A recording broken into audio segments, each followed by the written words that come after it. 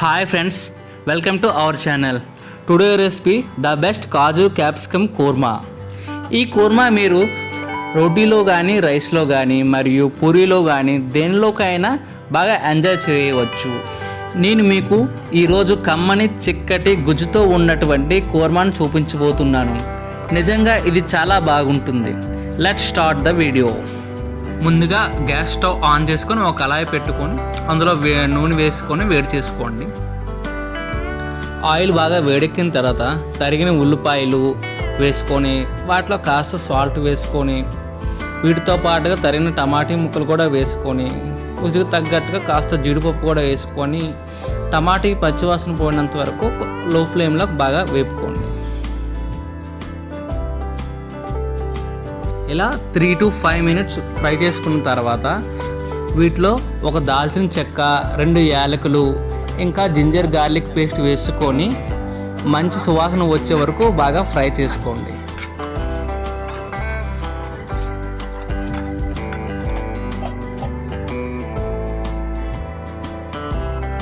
ఇలా బాగా ఫ్రై అయిన తర్వాత వీటిని ఒక మిక్సీ జార్లో తీసుకొని ఫైన్గా గ్రైండ్ చేసుకోవాలి.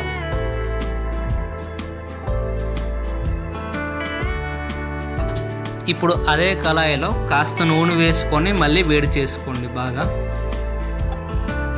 ఆయిల్ బాగా వేడెక్కిన తర్వాత క్యాప్సికమ్ని పెద్ద పెద్ద ముక్కలుగా కోసుకొని కళాయిలో లో ఫ్లేమ్లో 50% మాత్రమే మగ్గించుకోవాలి. అంటే జస్ట్ 2-3 మినిట్స్ వేపితే చాలు. లేదంటే ఈ 2-3 మినిట్స్ కంటే ముందే క్యాప్సికమ్ మీద ఏమైనా మచ్చల్లా ఏర్పడినా చాలు.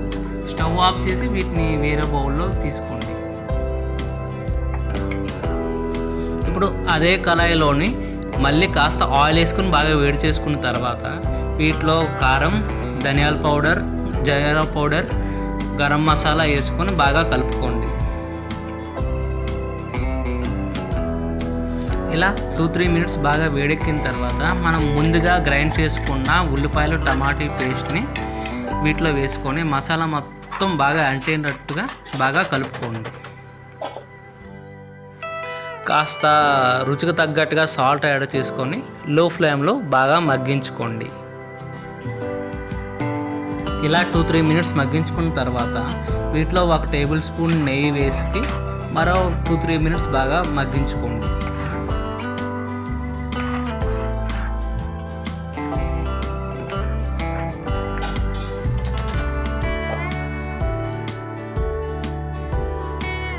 ఇలా బాగా ఉడికిన తర్వాత వీటిలో కాసిన్ని జీడిపప్పు, ముందుగా మనం ఫ్రై చేసి ఉంచుకున్న క్యాప్సికమ్ ముక్కలను అన్నీ వేసుకొని బాగా లో ఫ్లేమ్లో బాగా మగ్గించుకోండి.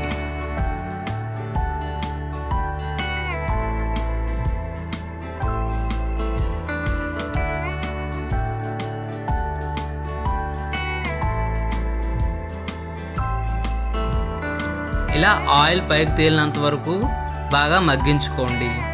మర్చిపోకండి, ఎప్పుడు ఇది లో ఫ్లేమ్లో మాత్రమే చేయండి, లేకపోతే ఈ మసాలా అనేది కళాయి అడుగు పట్టే ప్రమాదం ఉంటుంది.